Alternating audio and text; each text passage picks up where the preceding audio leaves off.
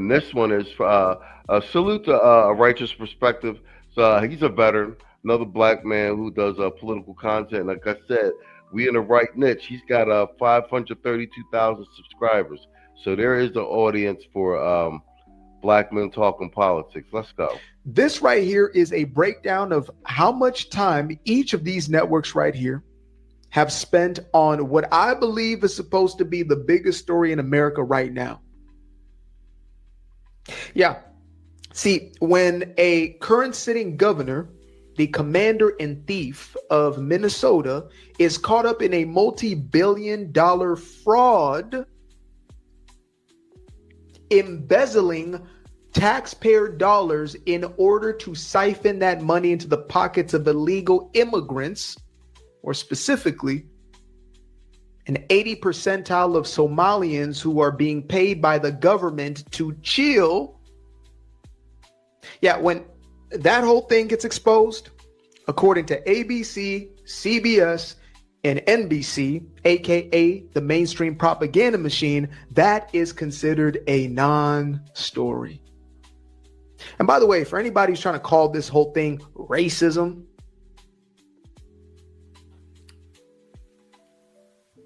go ask a Black American about how they feel about this one.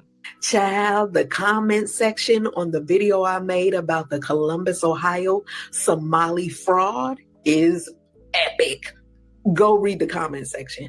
First of all, let me address something. I got a whole bunch of people talking about, well, you need to go make videos. You need to take pictures. Child, do I look like Eyewitness News to you? Do I look like a private investigator? And do I look like I can fight pirates? I cannot. And therefore, I will not be putting myself in harm's way. If you want to know what's going on, you come see for yourself. Or read the comment section. People from Columbus, Ohio are all up and down that comment section talking about, yep, she's right. I've seen it for myself. I agree. Columbus is horrible. You please come and help us in Columbus. They are all up and down the comment section, but so are people from all around the country, from other parts of the country where this exact same Minnesota fraud is going on in their community. And they are begging for ICE and fraud investigators to come help them as well. So, honey, you don't need pictures. Read the comments. You know I'm telling the truth. With that being said, the best thing about my comment section are the comments from the Somalis. Child, they are laughing at us, saying we just jealous because we don't know how to work the system the way they do. They are admitting to the fraud. They are saying stuff like this is their land. They were promised the United States of America, and so they are taking it and taking it over. Go read the comment section, honey. It's better than the video. You don't have to read the comment section. I have some clips for you today. Hit the like button, share the video, subscribe to the channel. And to the first clip, the opening clip there, don't you find it suspicious that mainstream media is not covering a story where a sitting governor, under his watch, 6.5, upwards of $8 billion has gone missing due to fraud? One generation. And I was watching a lot of videos that are coming up on my For You page where people are saying, how come Somalis have nice cars and we don't? We've been here like how many generations? We were born here, our ancestors are from here, but Somalis drive nice cars. This whole thing is just making me realize is jealousy. They're jealous of our success because they expect us like to be at the bottom of the bottom. Right. And then we come here one generation, we work hard, we save our money. And Somalis are not the only community that committed fraud. OK, we're not all committing fraud. OK, every community has bad apples, but they're trying to use that as leverage to hate on us. Right. And attack our community. But what it is like when you're an immigrant group and you're Black on top of that and you're African, they hate you to be successful. That's not true. You have Americans in general that work every cadaankii baa yaabay tiimkii loo yaqaanay mega ee loo soo gaabiyey Make America Great Again ee Team Trump ahaa ayaka la bahdila dad ayaka ka waalan bay dagaal la galeen marka dagaalku ha socdo saas ha lagu wado Minnesota naga iska leh maraykan annagaa iska leh weyne xasan sheekh maxamuud inaan maanta ku soo dhaweyno Minneapolis. This is her pledging allegiance to the Sheikh of Somalia while she's in Minnesota. Aniga iyo madaxweynaha special relationship aan qabnaa. Aniga adeeraan ugu wacaa asigana gabarteeyu idhahaa. madaxweyne sidii qof kasta uu yiri mininkaaga waaye ku soo dhawow Minneapolis. aad iyo aad aan ugu faraxsanahay in maanta madaxweynaheena aad tahay. Bang. Right in your face. Tito, that's all yours. What say you of my montage? You know what, man? I'll tread carefully as I can verbally, so I don't get the channel banned. But I think that this is an issue that we might not be able to depend on the government to solve, and citizens might have to start solving this on their own. Because the Trump administration has pussyfooted around for what, 8 months now with this issue.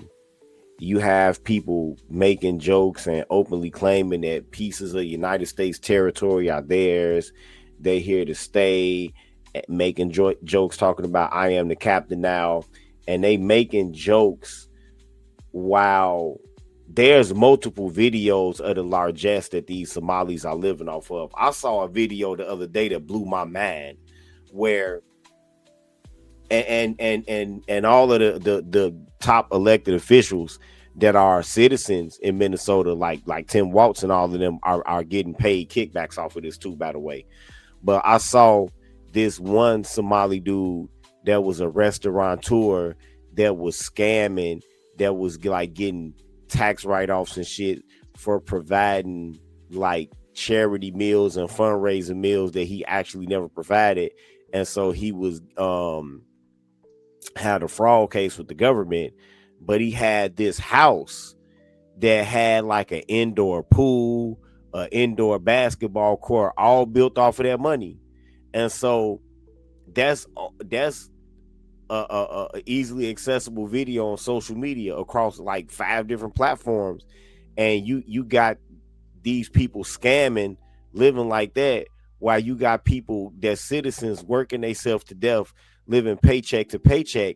And eventually there's going to come a breaking point, right? And then I saw people in the comment section talking about some, oh, well, you know, when they finally adjudicate the case, they can take the house and sell it and get the taxpayers' money back. And I left a comment like, so who are they supposed to sell that house to? That's not a house, that's a fucking palace. Who are they gonna sell it to? An NBA player? Who are they selling that to? Like who they selling to? So the government isn't acting fast enough, and it might be time for regular citizens to give these people a reason to leave. If they thought they was fleeing, you know, persecution where they from, you know, wait till they see what Americans have in store for them. And I'll land my plane now.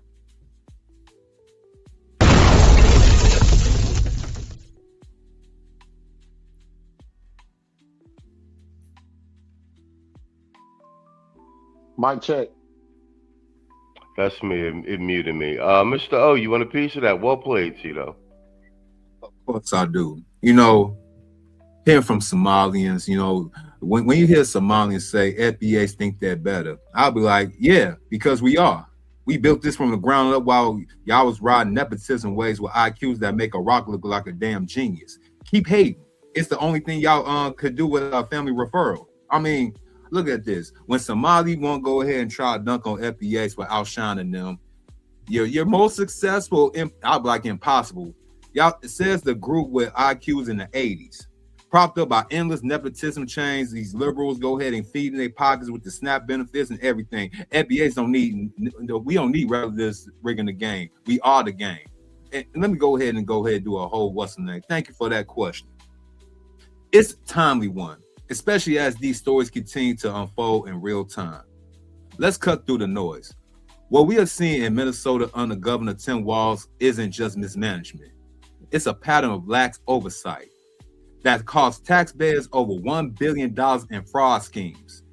Much of it tied to social services programs exploited by the networks in the Somali community, including some involving undocumented immigrants. And while Columbus, Ohio isn't directly under Walz's watch, the parallels there with the Somali-led nonprofits mishandling millions in federal relief funds raise serious questions about how liberal policies at the state and federal levels enable this without accountability.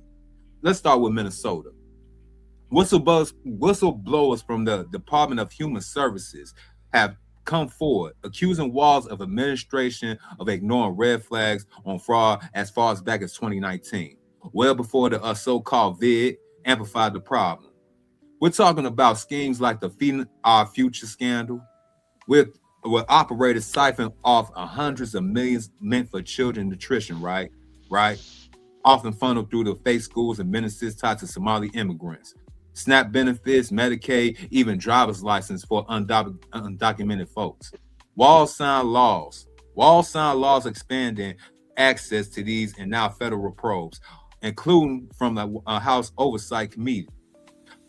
We are digging into these whether his office turned a blind eye to protect political allies. Yeah, the Trump administration's recent ICE sweeps is in the Twin Cities talking to these people and everything linked to the frauds.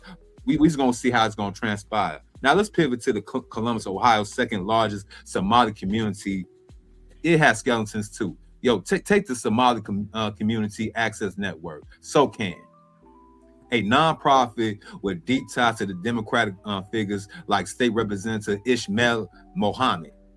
Despite audits revealing massive mismanagement, millions in the so-called vid relief funds unaccounted for, with reports of corruption and self-dealing, they secure another $350,000 in taxpayer dollars in just months. Yo, can we go ahead and lock this dude up for so-called treason?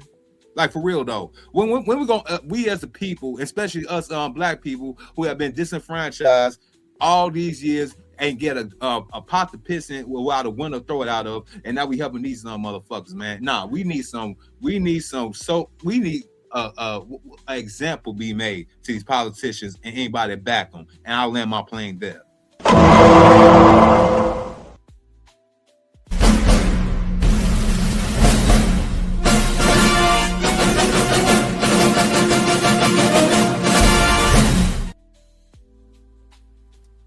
Okay, I see how you picked up halfway through your segment. I ain't realize you had some source notes.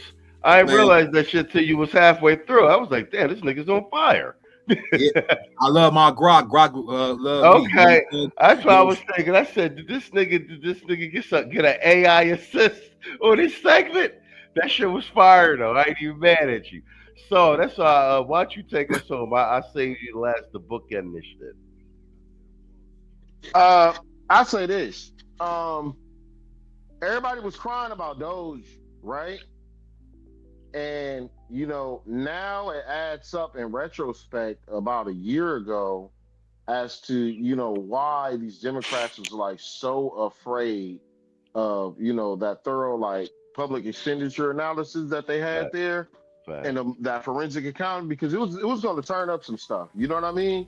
So, like, and now you're starting to see other people's lodge complaints and give referrals and stuff like that. Everybody's on that ass now. You know what I mean? There's blood in the water. So, I mean, outside of this whole Minnesota thing, obviously, I hope they come to California and rip this state apart. We already seen what the fuck happened with the high-speed rail. That, you know what I'm saying? I'm sure some old way, between some hair gel and these damn, immigrants, Gavin Newsom have found a way to spend that goddamn money. You know what I mean? There's that, right now he's in the South, going through Louisiana and all that other stuff. I mean, I'm sure they're going to be all right on the books, whatnot. He's just, making his rounds, picking up stuff. But I think that,